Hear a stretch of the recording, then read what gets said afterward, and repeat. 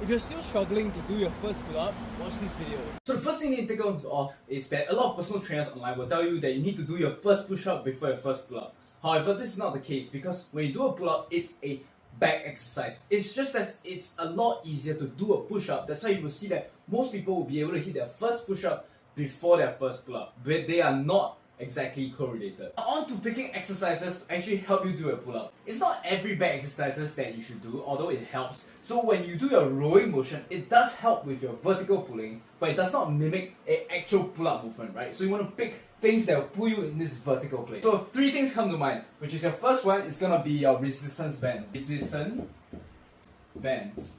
Right, and next one is gonna be your simple leg pull down.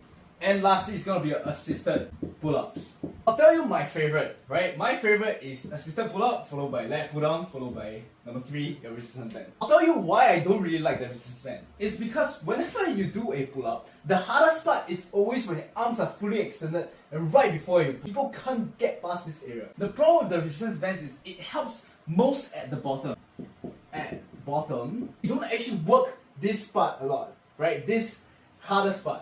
I always like the most amount of load, or at least equal load, at my most stretched position because it actually builds more muscle and I can work on that hardest part of the movement. Okay, so that leaves us with leg pull-downs and assisted pull-up. I like leg pull-down because every gym has it, okay? Even your condo gym, active gym, whichever gym you go, they always have leg pull-down. But assisted pull-up is even better because if you ask anybody who is able to do a pull-up, will always tell you that nothing is like assisted pull-up and mimicking what an actual pull-up feels like. Alright, great. Now we know what kind of exercises to pick in order to get to our first pull-up. Let's talk about the biggest mistake that I see a lot of people do. Number one, pull-up is not an endurance exercises, at least for those beginners. If you can't even do one rep, it's not endurance at all. You're simply lacking strength. So whenever you do your set, whether you pick your leg pull-up or your assisted pull-ups, each set shouldn't have your rep range to be too high. So anything above 10 reps per set, I'll say is too high because you're working on your slow twitch muscle fiber. But in order to gain strength, you need to work on your fast twitch.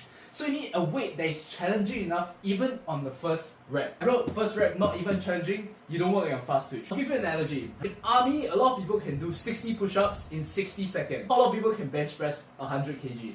So there is a difference between the training styles. If you want to have more endurance, you work on your slow twitch, right? Your 60 seconds. Your 60 push-ups, but if you want stronger, you need to lift heavy weights in order to activate that fast twitch in order to get stronger. To your first pull-up, it's never gonna be easy. It's gonna take a few months. But if you implement the tips that I tell you, if you stay consistent, I'm pretty sure you'll get there sooner than you think.